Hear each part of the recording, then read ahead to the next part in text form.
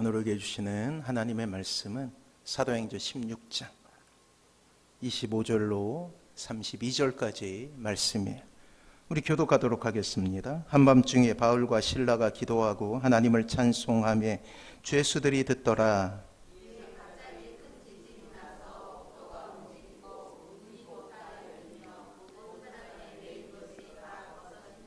간수가 자다가 깨어 옥문들이 열린 것을 보고 죄수들이 도망한 줄 생각하고 칼을 빼어 자결하려 하거늘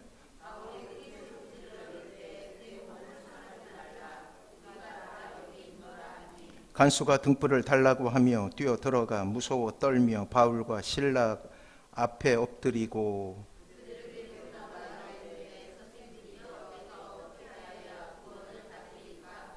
이르되 주 예수를 믿으라. 그리하면 너와 내 집이 구원을 받으리라 하고 주의 말씀을 그 사람과 그 집에 있는 모든 사람에게 전하더라. 아멘. 옆에 분하고 인사합니다. 사랑하고 축복합니다. 사랑하고 축복합니다. 자, 다시금 우리는 하나님의 나라를 이루는 방법, 그 기도에 대해서 알아보려고 합니다. 다음 주까지 하면 이제 기도에 대한 그러한 주제는 끝나게 될 거예요. 1세기 예수님께서 부활하신 이후에 성령님의 놀라운 사역은 지중해를 중심으로 하는 선교의 불길이 일어나게 했고, 그곳에 사용받고 쓰임받은 사람이 바로 사도 바울이었어요.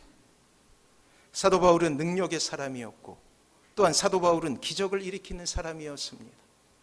가는 곳곳 귀신들이 쫓겨나고 병자들은 고침을 받았지요. 많은 사람들이 그가 외치는 복음의 소식에 굴복하고 예수님께로 나와 하나님의 자녀가 되는 역사가 일어나게 된 거예요. 그리고 그의 선교사역 1차와 2차와 3차 그리고 로마 여행을 통해 로마 제국, 그 위대한 제국이 점차 예수 그리스도를 믿는 이들로 가득 차게 됩니다. 하나님은 신령한 은혜를 주심으로 사도 바울이 이 모든 사역을 잘 감당하게 하셨죠.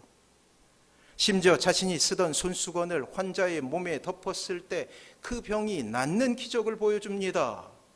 또한 우리는 서신서를 통해 하나님께서 친히 사도 바울을 3층 천, 즉 세 번째 하늘로 올리시어 천국을 경험하게 하셔요. 그렇습니다. 사도 바울은 능력의 사람, 권능의 사람이었던 거예요. 아울러 그는 그가 쌓았던 지식을 통해 하나님으로부터 쓰임을 받게 되죠. 성령님께서 영감을 주심으로 무려 신약 성경의 절반을 기술하는 큰 축복을 누리게 된다는 사실이에요. 그리고 1세기 초대교회가 세워지는데 신학적인 기반을 제공하게 됩니다. 수많은 이단들이 바로하고 많은 사람들이 고통을 겪을 때 그때에 하나님의 진리를 펼쳐내므로 이 땅이 이단에 의해서 잠식되지 않도록 하나님께서 보호하시는 역할을 하게 되는 거예요. 전 세계를 통틀어 사도 바울은 가장 위대한 신학자였으며 학자였어요. 우리는 이렇게 사도 바울을 기억하죠. 그러나 지금 저는 이렇게 사도 바울을 평가하고 싶습니다. 사도 바울은 기도의 사람이에요. 사도 바울은 그리스도를 위한 그 위대한 사역을 기도의 자리에서 시작합니다. 그의 삶 33세쯤의 나이에 다메섹 도상에서 예수 그리스도를 만나게 되었죠. 그 이전에 사도 바울은 사울이란 이름을 가지고 예수님을 믿는 이들을 핍박하던 자리에 섰던 사람이에요. 다메섹 도상 역시 다메섹이라는 곳에 예수님을 믿는 이들을 잡으러 가는 여정이었다라는 사실이에요. 놀랍게도 그 자리에서 하나님을 만나게 된 것이죠. 예수 그리스도의 음성을 듣게 됩니다. 그리고 그 강력한 체험은 그를 단숨에 예수 그리스도의 사람으로 만들어버리게 되는 거예요. 하지만 여전히 기존의 교회에 있었던 지도자들과 성도들은 이 사울, 이 바울을 두려워했어요. 믿지 못했다라는 사실이죠. 그때 하나님께서 바울이 회심했음을 아나니아라는 사람을 통해서 이 납득을 시키십니다. 그런 이야기가 사도행전 9장 11절의 말씀에 있는데 한번 들어보시기 바랍니다. 주께서 이르시되 일어나 직가라 하는 거리로 가서 유다 집에서 다소 사람 사울이라 하는 자를 찾으라. 저가 기도하는 중이다. 그래요. 기도의 사람이 된 거예요. 위대한 성령의 사역자, 위대한 기적을 일으켰던 사람 이전에 사도 바울은 기도의 사람이었다라는 사실이에요. 이제 사도 바울은 예수님의 사람이 되어 눈이 보이지 않는 암흑 속에서 예수님을 찾는 법을 배워나가기 시작합니다. 그 첫 번째 발걸음이 바로 기도였다라는 사실. 이 기도의 시작은 그의 평생의 가장 중요한 사역이 되어버리죠. 많은 이들을 죽게 인도하는 것도, 기적을 행하는 것도, 능력을 보여주시는 것도, 논리적인 말로 그들을 설득해내는 것도 기도가 아니면 시작할 수 없는 기도의 사람으로 만들어낸 것입니다.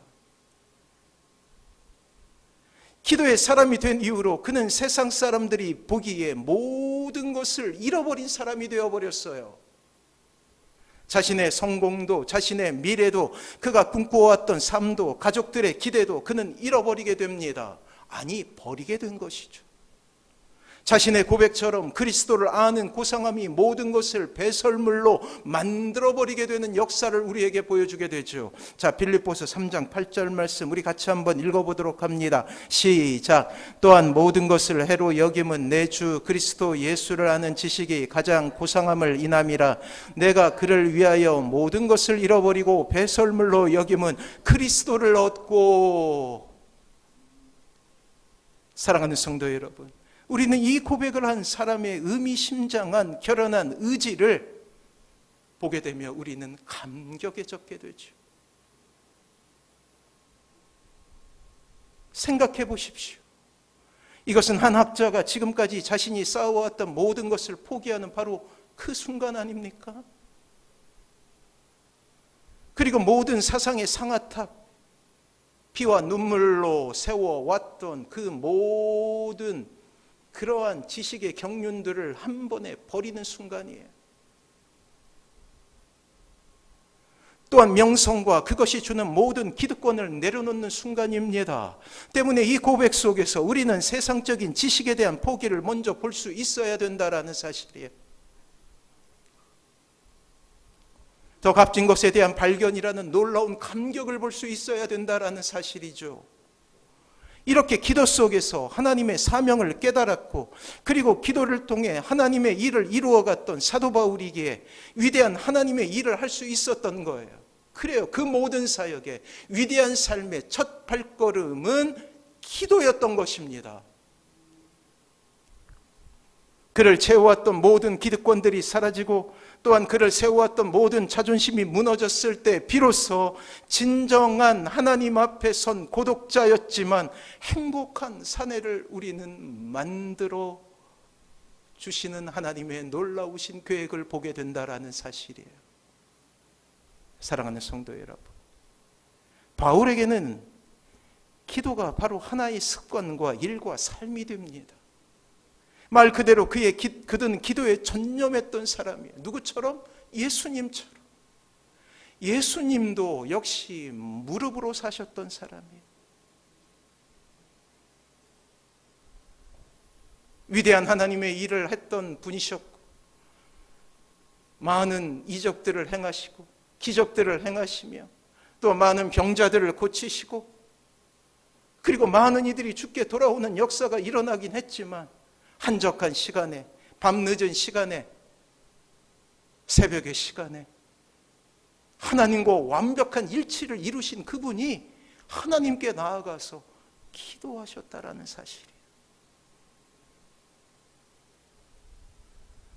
사도 바울 역시 하나님의 일을 하되 자신이 받은 고상한 은사나 사도의 부요함으로 자신의 일을 감당한 것이 아니라 씨름하고 번민하는 끊임없는 기도로 자신의 사역을 감당하며 나아갔던 거예요. 누구처럼? 주님처럼 말이에요. 이런 사도 바울의 기도자로서의 모습, 그리고 그 기도를 통해 위대한 일을 이루시는 하나님의 놀라우신 역사를 오늘 본문을 통해 우리는 확인할 수 있게 됩니다. 오늘 본문은 위대한 하나님의 사역이 이제 또 다른 대륙을 향하여서 나아가고 있는 장면의 일부분이에요. 재미난 것은 오늘 본문의 모든 일은 공통적으로 기도로 엮어진다라는 사실이죠. 성령님이 아시아에서 말씀을 전하지 못하게 하시고 밤에 환상을 통해 마게도냐 사람 하나가 마게도냐로 건너와 우리를 도우라는 하나님의 명령을 듣게 됩니다. 여기서 말하는 아시아는 소아시아예요. 소아시아. 지금의 그리스 그쪽이에요. 근데 하나님께서는 그곳으로 발걸음을 내딛게 하는 것이 아니라 꿈에 마게도냐, 즉 유럽의 사람이 나타나서 그곳에 있는 우리를 도우라라는 하나님의 음성을 듣게 된 거예요. 그리고 바울 선교단은 이제 마게도냐 첫 성인 빌립보에 다다르게 됩니다. 이 성에서 사도 바울 일행은 안식일을 맞이해서 기도처를 찾다가 자주장사 루디아라는 여자를 만나게 되고, 그리고 그곳에서 빌립보 교회가 시작되게 된 거예요. 빌립보에는 이 극소수의 유대인만이 있었어요. 그래서 회당이 없습니다. 그러나 경건한 사람들이 기도로 모이는 장소가 있었고, 사도 바울은 성령에 이끌리고 감화되어 기적과도 같이 그 기도처를 찾아가게 된 거예요. 그리고 바울은 처음으로 유럽에 복음의 뿌리를 내리고 있는 그 작은 기도 모임에 참여하게 되게 됩니다. 그 기도 모임에서 가장 처음 회심한 사람이 바로 루디아라는 여성 지도자였어요. 그리고 오늘 본문에 보면 사도 바울 일행이 기도처로 가는 도중에 일어났던 한 가지 에피소드를 우리에게 전하고 있어요. 기도처로 가는 도중에 점치는 귀신 들린 여종 하나를 만나게 됩니다. 바울이 귀신 들린 여종에게서 점하는 귀신을 쫓아내는 기적을 행한 것이 바로 기도 모임으로 가는 도중에 일어났던 일이에요. 이 여인은 사도 바울이 하나님의 복음을 전하는 종임을 알아보고 쫓아다니며 소리치기 시작했어요. 지금으로 말하면 무당이에요. 쫓아다니면서 소리를 치기 시작합니다. 이에 사도 바울은 그녀에게서 귀신을 쫓아내고 그녀를 고쳐주게 되는 역사가 일어나게 되죠. 그런데 여종의 주인들이 있었어요. 이 여종이 점치는 것을 통하여서 복채를 받게 되면 그것을 착취하고 착복하는 몇 명의 주인들이 있었다라는 거예요. 자신의 수입원이 끊어지게 된 거예요. 그렇게 되자 바울을 백성들을 현혹하여 로마를 해하는 이상한 풍속을 전하는 자로 모함하며 관에 고소를 하게 됩니다. 기도의 자리를 찾다가 바울과 실라는 빌립보 관원들에 의해 매를 맞고 옥에 갇히는 신세가 되어버리는 거예요. 그리고 오늘 본문의 위대한 기도자를 우리는 만나게 됩니다. 우연한 사건을 통해 우리는 기도자 바울을 만나게 되는 것이죠. 우연한 사건을 통해 사도 바울이 위대한 학자이며 목사이며 신학자이고 또한 세상을 변화시키는 선교사로 어떻게 세워질 수 있는가에 대한 답을 우리가 유추할 수 있게 된다라는 사실이에요. 어릴 적부터 유학을 통해 얻었던 그의 스펙이 아니었어요. 또한 성공의 배경이라 여겨졌던 명문 가정 출신의 도련님이라는 기득권도 아닙니다. 바로 우리는 오늘 본문을 통해 그가 초대교회 이후 가장 위대한 하나님의 사역자가 될 수 있는 그 비결을 발견하게 되는 거예요. 그렇습니다. 그 비밀은 바로 기도였어요. 캄캄한 밤이었습니다. 무서운 깊은 감옥에 사도 바울 일행은 갇혀 있었죠. 감옥에는 어떠한 빛도 들지 않아요. 흠씬 두들겨 맞은 상처에서는 이내 진물이 흐르고 있습니다. 벌써 그는 심하게 문초를 당하며 옷은 이미 피로 물들어 있었죠. 발에는 착고가 채워져 있습니다. 흉악한 죄인에게만 채워지는 착고가 무고하고 오히려 선을 행했던 일행에게 채워지게 된 거예요. 욱신거리는 상처가 모든 신경을 자극하여 이내 극심한 통증으로 다가오게 되지요. 세상 사람들이 보기에 그들은 패배자였습니다. 위대한 기적을 베풀었지만, 사람들의 이목을 끌고 찬사를 받았지만, 귀신을 제압하고 한 여린 소녀에게서 귀신을 몰아내는 위대한 기적을 보였지만, 그들의 신세는 이제 깊은 감옥 속에 온몸은 피투성이로 그리고 발에는 착고가 채워진 상태였다라는 거예요. 사랑하는 성도 여러분, 이 정도면 낙담할 만도 하지 않습니까? 자신의 유익을 구해서 일한 것도 아니에요.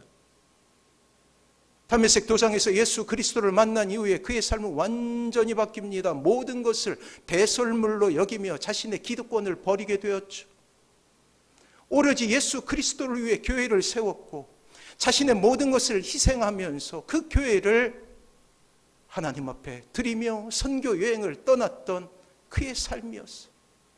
근데 결국이 무엇입니까? 감옥에 갇히는 거예요.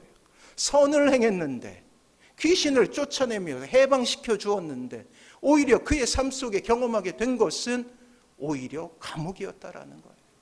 사랑하는 성도 여러분, 우리의 삶 역시 마찬가지 아닙니까? 수고하고 애쓰고 노력하고 그렇게 살았지만 빈손으로 돌아올 때, 하나님의 도움을 구하며 기도한다 했지만 여전히 기도의 제목이 이루어지지 않을 때, 여전히 여러 가지 고난과 아픔 속에서 실패를 경험하게 될 때, 육신이 무너져가는 자신의 모습을 바라보며 때로 절망하게 되는 자신의 안타까운 모습 가운데서 하나님을 향하여 눈물을 흘릴 때, 우리 역시 우리의 삶 가운데서 빈손을 경험할 때가 있다라는 사실이에요. 과연 이러한 절망 가운데서 우리는 어떻게 벗어날 수 있습니까? 다시 어떻게 기쁨을 회복할 수 있습니까? 다시 하나님의 은혜로 돌아와 하나님께서 나를 이렇게 구원하셨다라는 그런 용기 있는 외침을 세상 속에 어떻게 전할 수 있을까요? 우리는 오늘 사도 바울과 그의 동료였던 실라가 어떻게 그러한 절망과 아픔과 낙담 가운데서 다시금 승리의 삶을 살 수 있었는지 우리는 보게 될 것입니다. 하나님은 다시금 이 아침에 우리를 초대하십니다. 다시금 그 절망 가운데서 일어나라고 말이에요.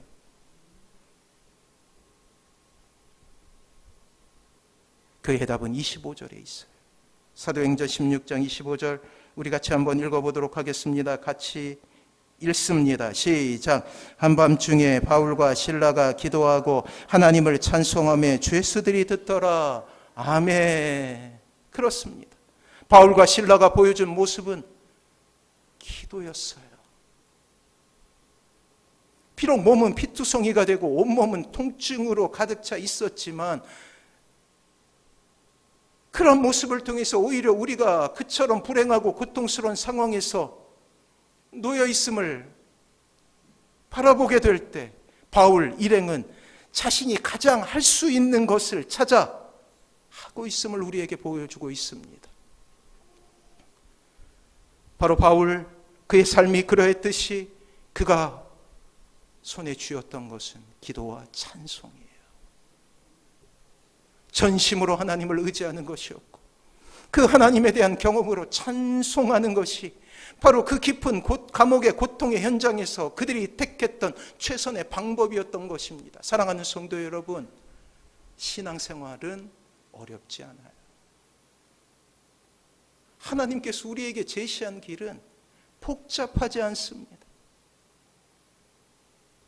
주님께서 우리에게 가르쳐 주신 삶의 방법은 전혀 우리에게 복잡하지 않다라는 거예요.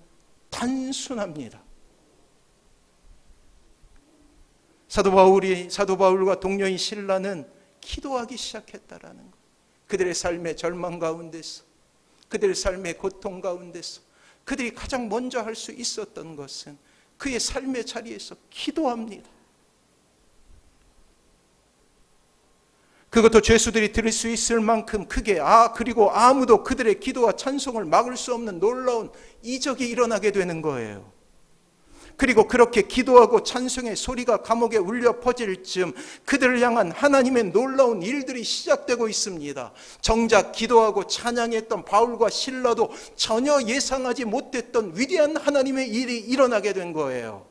26절이죠. 같이 한번 읽어봅니다. 시작.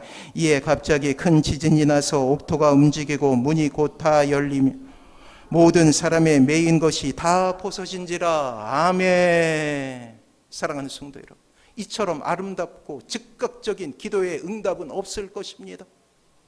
아마도 바울과 실라는 직접적으로 그렇게 엄청난 일을 위해 기도 제목을 잡고 기도하지는 않았겠죠. 그의 기도 제목에 아마도 지진이 나는 것도 없었고 창고가 열리는 것도 없었으며 감옥의 문이 열리는 것도 없었을 거예요. 그럼에도 불구하고 하나님은 기적, 즉 지진을 일으키시어 세상 사람들이 모두 알 수 있게 옥문은 흔들고 창고를 풀어버리십니다. 이것을 믿으시기 바랍니다. 세상 사람들에게 하나님의 일을 보이게 하신 거예요. 비밀스럽게 창고가 풀린 게 아니에요. 문이 스르륵 열린 것이 아니에요. 모든 사람이 들을 수 있게, 모든 사람이 경험할 수 있게 지진으로 인하여서 창고가 풀리고 그리고 감옥문이 열리게 되었다라는 사실입니다. 그리고 이러한 기적은 바울 일행을 감옥에서 구해내는 것으로 그치지 않아요. 또 다른 일이 발생하죠. 자, 27절 같이 한번 읽어보도록 합니다. 시작. 간수가 자다가 깨어 옥문들이 열린 것을 보고 죄수들이 도망한 줄 생각하고 칼을 빼어 자결하려 하거늘. 큰일 났잖아요. 자결하러 나는 바로 그때에 하나님께서는 또 다른 구원을 선물로 주셔요. 30절과 31절 이런 일이 일어나게 됩니다. 같이 한번 읽어봅니다. 시작. 그들을 데리고 나가 이르되 선생들이여 내가 어떻게 하여야 구원을 받으리까 하거늘 이르되 주 예수를 믿으라 그리하면 너와 내 집이 구원을 받으리라 하고. 그래요. 한 가족이 구원을 얻게 되고 그들은 최초로 이 유럽에 세워진 교회 가운데 첫 번째 신자들이 되게 된 거예요. 이방인들이었죠. 쇠사슬이 풀리고 창고가 벗겨졌음에도 사도 바울은 밖으로 나가지 않습니다. 왜냐하면 더 위대한 일이 기다리고 있었기 때문이에요. 그리고 그 복음의 불모지였던 빌립보 성에 로마 사람인 간수와 그의 가족을 성도로 만드는 위대한 일을 하고 계십니다. 사랑하는 성도 여러분, 바울은 그처럼 낙심하고 절망적인 상황 속에서도 기쁘게 기도할 수 있을 정도로 기도에 정통한 사람이었어요. 그의 삶이 바로 기도였기에 그리할 수 있었습니다. 사랑하는 성도 여러분, 하지만 기억하십시오. 이 기도는 모든 사람들이 할 수 있는 하나님의 방법이기도 한 것이에요. 많이 배운 사람만 할 수 있는 것이 아니에요. 많은 물질을 가지고 있는 사람만 독점하는 것이 아니에요. 어린아이로부터 노인까지 이 땅에 허락하신 하나님의 신자들이 할 수 있는 위대한 방법이라는 거예요. 그의 삶이 바로 기도였기에 그리할 수 있었다라는 것이죠. 비록 기적을 바라고 옥문이 부수어지길 기도하지 않았다 할지라도 하나님께서는 기도 제목 이상을 이 사도 바울에게 그리고 그 간수에게 보여주시고 세상 사람들에게 기도하는 사람이 얼마나 위대한가를 보여주십니다. 결코 기도하는 자에게 실패가 있을 수 없으며 기도하는 자에게 낙담이 있을 수 없음을 스스로 증명하고 계시는 거예요.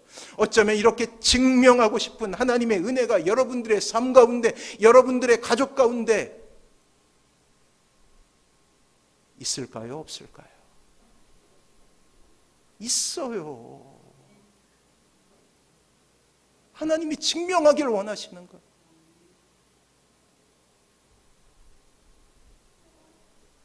이 귀한 진리를 믿으시기 바랍니다. 그리고 이 성경을 읽는 믿음 없는 우리에게, 기도 생활이 메말라 있는 우리에게 다시금 기도의 자리로 나올 것을 초청하고 계시는 거예요. 어느 자리에서나 어느 상황에서나 손을 모으고 눈을 감으면 우리는 기도의 세계로 빠져들 수 있게 된다라는 사실에 감격하십시오. 만약 하나님께서 허들을 높여놓았다고 생각해 보세요. 너의 가정이 구원을 얻으려면, 내 소원이 이루어지면 십자가에 한 5분 동안 매달려야 돼. 그럼 어떻게 하시겠어요? 근데 하나님은 그리하지 않으셔. 그저 시간이 나는 대로 손을 모으고 눈을 감고, 아니 눈을 뜨고서라도 하나님 앞에 기도할 수 있잖아요. 하나님, 저 힘들어요.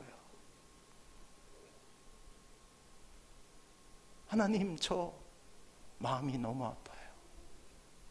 하나님, 저 감당할 수 없어요. 사랑하는 성도 여러분, 기도는 위대한 일의 통로입니다. 하나님은 결코 기도라는 통로 없이 일하시지 않습니다. 중요한 것은 우리 모두는 기도의 사람이 되어야 한다라는 사실이에요. 우리가 예수를 믿기로 한 그 순간부터 우리 모두는 기도의 사람으로 불려졌다라는 사실입니다. 바로 기도가 사명이 된 거예요. 왜냐하면 우리가 예수님을 믿는다는 것은 우리 힘으로 살아가는 것, 우리 지혜로 살아가는 것, 우리가 가진 것으로 살아가는 것을 완전히 포기했다는 것과 다름이 없기 때문입니다. 우리에게 놓인 길은 주님을 의지하는 것, 주님만을 바라보는 것, 그것뿐임을 우리는 기억해야 된다는 거예요. 그리고 기도는 그 모든 다짐과 결심을 증명하는 행동임을 기억하시기 바랍니다. 사랑하는 성도 여러분, 하나님의 위대한 일을 꿈꾸고 있습니까? 지금과 다른 하나님의 기적을 기다리고 있습니까? 아멘 하셔야지 다음으로 넘어가요. 그러면 기도의 사람이 되십시오. 그렇게 하나님의 꿈은 한 가지예요. 이 일의 완성은 하나님의 최종 목표가 아닙니다. 왜요? 일의 완성은 하나님께는 아무것도 천지를 창조하셨잖아요.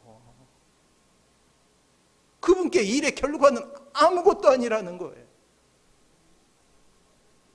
죽은 사람을 살리셨잖아요. 일의 결과는 아무것도 아니에요. 하나님의 관심은 하나님의 일꾼이, 하나님의 사람이 기도의 사람이 되는 거예요. 이것이 이루어지지 않을 때 하나님은 끊임없이 우리를 기도의 자리로 내모시게 되는 것입니다. 비록 우리의 삶에 고난을 주시더라도, 시련이라는 참담한 시간을 지나가게 하시더라도 하나님은 이 방법을 결코 멈추지 않으십니다. 왜 우리의 인생 가운데 때로 고난이 찾아옵니까? 그것은 아직도 하나님을 온전하게 의지하지 못하는 죄성이 우리의 삶 가운데 있기 때문은 아닙니까? 죄성은 하나님께로부터 독립하려는 마음이에요. 그건 아직도 하나님만 바라보지 못하고 세상의 성공 원리에 기웃거리고 있는 우리의 모습 때문은 아닐까요? 그것은 더욱 주님을 의지하며 참된 신자 되기를 원하시는 하나님의 열심이 우리의 삶 가운데 있기 때문은 아닐까요? 그렇습니다. 위기, 그것의 다른 이름은 기회임을 기억하시기 바랍니다. 혹시 고난 가운데 계십니까? 그렇다면 하나님만 의지하기 원하시는 아버지의 바람이 그 안에 있음을 기억하시기 바랍니다. 우리의 인생 가운데 찾아온 그 고난을 이기는 방법이 무엇일까요? 그것은 하나님께 항복하는 거예요. 우리가 찬양하며 손을 들어 찬양하는 이유, 우리가 기도하며 손을 들어 기도하는 이유는 다른 것이 아닙니다. 신자들의 눈에 좋게 보이기 위함이 아니에요. 그 이유는 하나님께 항복한다라는 거예요. 내게 더 이상 나의 의지로 살아갈 수 있는 도구가 없음을, 이 빈손을 하나님께 알리는 거예요. 하나님 도와주세요. 하나님 도와주세요. 라고 말이에요. 우리의 인생 가운데 있는 그 모든 인간적인 방법을 내려놓고 주님만을 바라보고자 하는 것입니다. 상상해 보십시오. 비비린내가 나는 그 지하 감옥에 많은 이들이 끙끙거리며 밤을 지새우고 있을 때 호련히 어떤 이의 기도의 소리가 들리기 시작합니다. 그리고 이내 그 기도는 열정 가운데 빠지게 되고, 그리고 격정이 되어 하나님을 향하여 부르짖는 기도로 변하게 됩니다. 그리고 이내 그 기도는 찬송의 소리로 바뀌게 되는 거예요.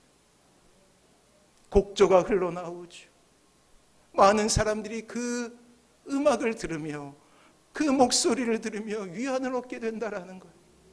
그때 놀랍게도 기적이 일어나게 되는 거예요. 시즌이 일어나게 됩니다. 많은 이들은 살 길을 찾는 그런 두려움의 순간이었지만 이 두 사람은 알고 있었어요. 하나님께서 역사하신다. 하나님께서 함께 하신다. 이 고난의 현장은 하나님이 드러나시는 놀라운 현장이 된다 라고 온몸으로 외치고 있는 거예요. 그때 아마도 사도 바울과 실라는 씩 한번 웃었을 거예요. 자, 하나님의 역사가 시작되는구나. 설레임 말이에요. 고난이 설레임이 되는 거예요.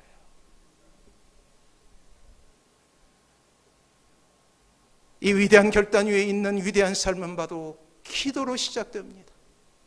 이것이 이 땅의 신자에게 허락하신 유일한 성공의 길임을 우리에게 말씀하신다라는 거예요. 병명 중에 근위축성 측색 경화증이라는 그러한 질병이 있대요. 이것을 단순히 줄여서 루게릭 병이라고 부릅니다. 루게릭 병은 운동신경세포만 선택적으로 사멸하는 질환이라고 해요. 운동신경세포. 그래서 운동선수에게는 아주 치명적인 질병이죠.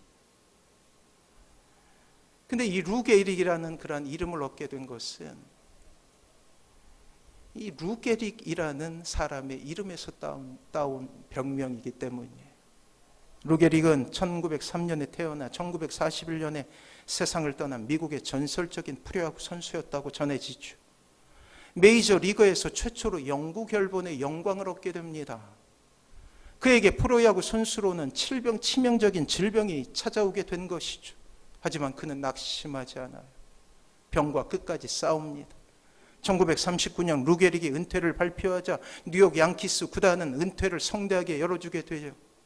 그리고 루게릭이 은퇴식에 했던 말은 지금도 사람들 사이에 회자되며 희망과 소망을 주고 있습니다. 그가 마지막 했던 말은 이러합니다. 절망하거나 내가 처한 현실에 대해 부정적으로 생각하지 않을 것입니다. 가능한 한 오랫동안 버텨낼 것입니다. 차후에 죽음이 다가와도 묵묵히 받아들일 것이며 더 나은 상황이 올 것이라는 희망도 품을 것입니다. 그게 우리가 알 수 있는 전부이기 때문입니다. 루게릭은 놀랍게도 절망을 남겨두고 세상을 떠나가지 않아요. 오히려 루게릭은 희망의 단어가 됩니다. 하나님 앞에 메어 달릴 수 있는 용기를 주게 되죠. 그의 삶을 열심으로 채울 수 있는 이유가 됩니다. 사랑하는 성도 여러분, 하나님께서 여러분의 고통과 신음에 외면하고 침묵하고 계신다고 생각하시는 것은 아닙니까? 여러분의 눈물이 흘릴 때 주님께서도 눈물을 흘리고 계셔요. 여러분이 아파할 때 우리 주님께서도 아파하시며, 여러분이 슬퍼할 때 우리 주님께서는 더 슬퍼하고 계십니다. 고난은 무엇입니까? 그것은 신자들로 하여금 그 영광스러운 구원에 넉넉히 이룰 수 있도록 연단하시는 하나님의 도구가 됩니다. 그런 점에서 잠시의 고난은 고통이 아니라 오히려 은혜가 될 수 있음을 우리는 기억해야 된다는 거예요. 동참하시는 하나님의 사랑이 가장 빛나는 순간이기 때문이죠. 하나님 나라에서 가장 크게 노래할 사람은 이 땅에서 가장 큰 고난을 겪었던 사람인 것입니다. 지금은 그들을 동정하지만 그때에는 모두 그들을 부러워하게 될 거예요. 사랑하는 성도 여러분, 힘들고 어려울 때 십자가를 묵상하십시오. 십자가의 원래 목적이 무엇이었어요? 사람들을 매다는 사형도구 아닙니까? 그런데 지금 십자가를 바라보며 사형도구를 연상하는 사람은 없어요.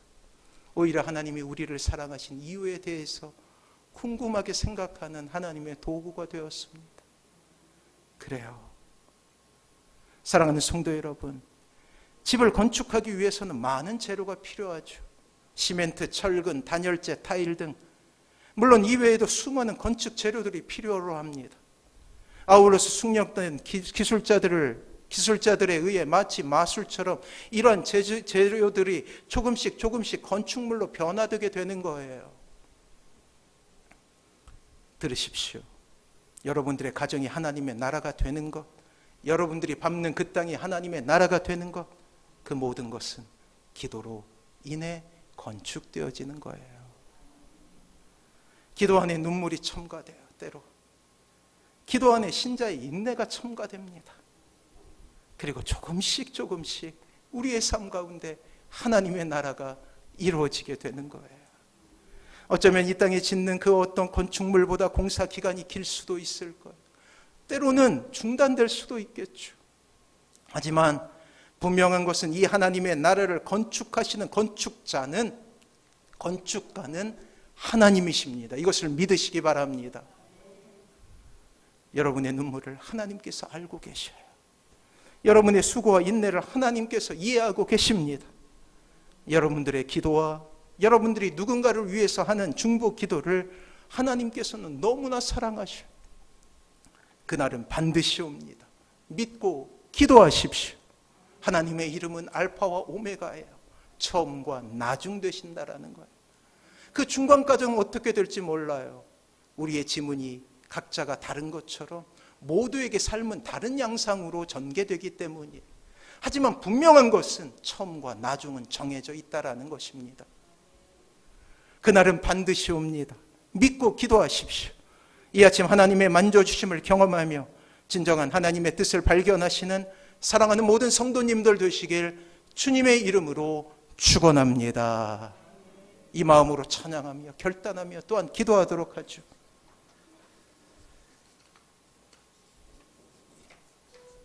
꽃들도 우리 같이 한번 고백하며 나아갑니다. 이곳에 생명샘 솟아나, 이곳에 생명샘 솟아나, 눈물 골짝 지나갈 때에 모자나 열매 맺히고 웃음소리 넘쳐나리라. 꽃들도 구름도 바람도 넓은 바다도 찬양하라 찬양하라 예수를.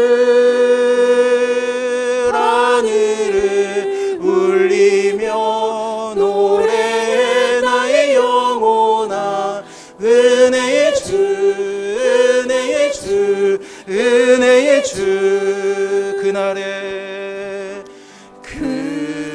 그날에 하늘이 열리고 모든 이가 보게 되리라.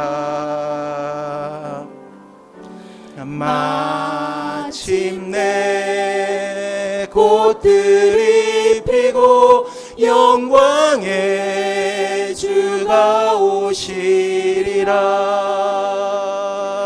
꽃들도 구름도 바람도 넓은 바다도 찬양하라 찬양하라 예수를.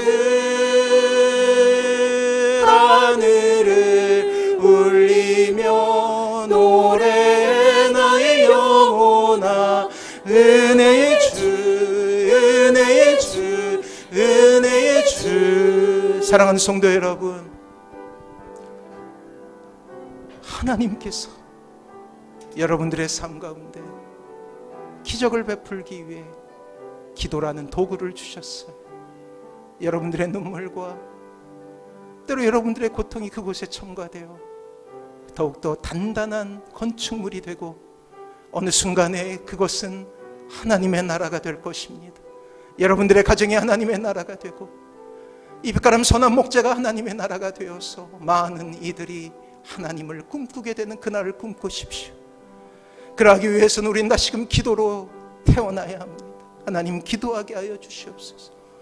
기도하게 하여 주시옵소서. 이 간절한 소원을 담아서 우리 주여 한번 부르고 같이 기도하도록 하겠습니다.